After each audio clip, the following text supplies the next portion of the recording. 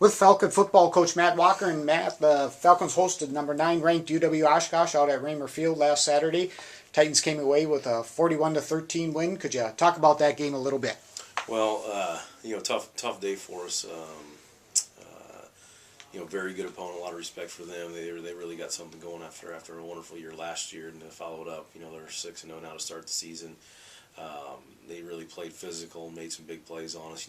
We had a couple bright spots. I mean, we struggled getting out off to fast starts, and we've really gotten off to a slow start. But we came out and took the opening drive down, scored on the first drive, and then went a 3-and-out against them in our first defensive series, and had the ball on the 7-yard line again, going into to make it a 14-0 game, and throw an interception right off the receiver's hands.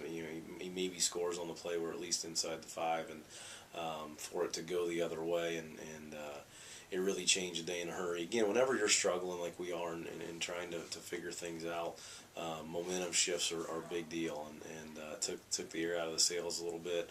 You'd like to think we're still got a 7-0 lead. There's still a ton of football left. And I don't like that this is the case, but I felt like we never quite recovered from that turnover.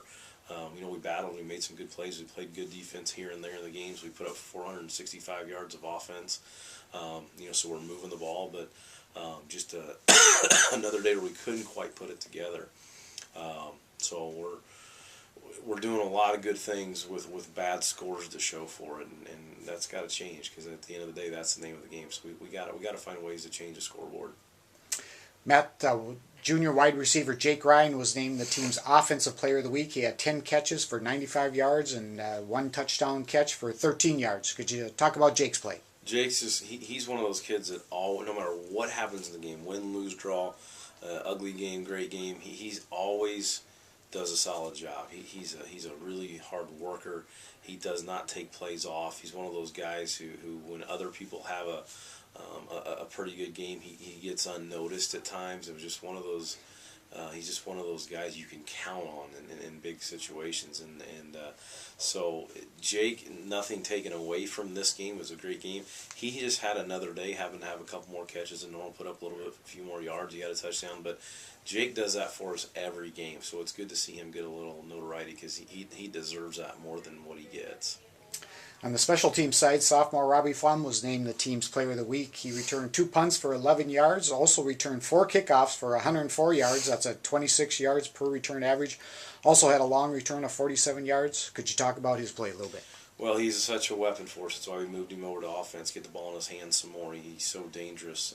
And what the stats don't say is he had 85 yards of return yards called back because of penalty on 2 returns. He had a punt return that he took over 40, and another kickoff return that went for over 40 that got called back.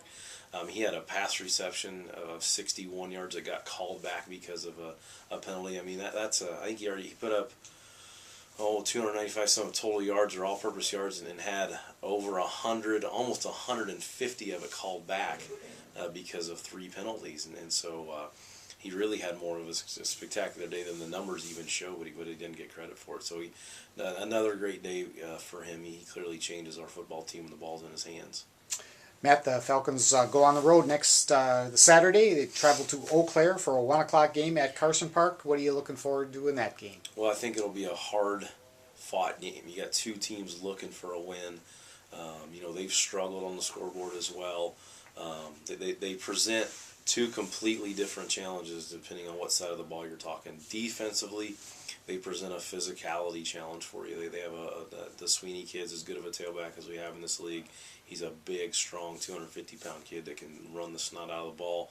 And they're not fancy with what they're doing. They're lining up and running zone to the right and zone to the left, and a little bit of power, and trying to cram you down his throat, and they're doing it successfully. And you know what you're getting. You're in for a physicality war. On offense, against their defense, they present a little bit of a different package for you. They're a 3-5 base team.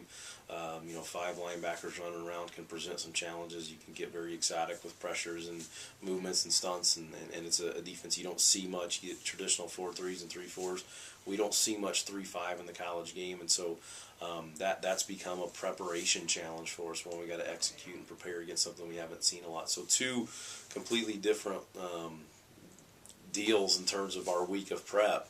But both of them present a good challenge, and one that we got to be ready for. And I think we are. Kids, I keep saying it over and over and over, but they're bought in. They're still fighting and kicking and practicing hard and running hard on spell. I mean, nothing's falling off. We still got a hungry group here that's excited to play again.